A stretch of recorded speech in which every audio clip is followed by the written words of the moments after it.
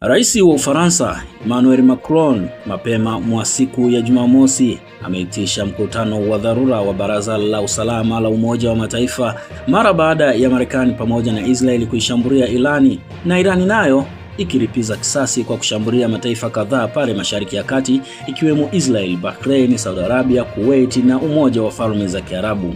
Rais wa Ufaransa amedai kwamba Ufaransa inataka mkutano wa dharura wa Baraza la Usalama wa Umoja wa Mataifa ili kukomesha usambaji wa vita hiyo ambayo ni vita ya hatari sana, alisema Macron kwenye akaunti yake ya X. Kwa kumnukuu, Rais Macron alisema kwamba ongezeko linaloendelea ni hatari kwa kila mtu, lakini pia ni lazima likomeshwe mara moja, huku akiongezea kwa kuonya kwamba kuzuka kwa vita kati ya Marekani, Israel pamoja na Irani kunabeba matokeo makubwa yenye madhara makubwa kwa amani na usalama wa kimataifa. Lakini pia amesisitiza kwamba Ufaransa pia iko tayari kupeleka rasilimali muhimu kulinda sehemu ya washirika wake wa karibu ikiwa wataomba msaada wao, alisema, na huku akisema kwamba nina mawasiliano ya karibu na washirika wetu wa Ulaya na marafiki katika Mashariki ya Kati, hivyo watakapohitaji msaada na usaidizi basi sisi tuko tayari, Macron amesema.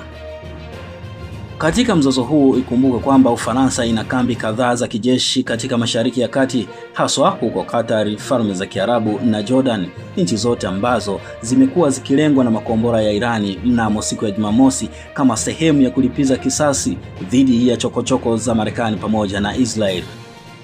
Naye kwa upande wake mwana mfalme wa Saudi Arabia Mohammed bin Salman, kulingana na hali ya mzozo pale Mashariki ya Kati, mzozo ambao umewalenga pia Saudi Arabia pamoja na mataifa ya Jordan, Kuwait, Bahrain, ameweza kuwapigia simu na kuweza kuliweka mezani swala la Irani pamoja na Israeli na Marekani kama sehemu ya mzozo hatari zaidi pale Mashariki ya Kati.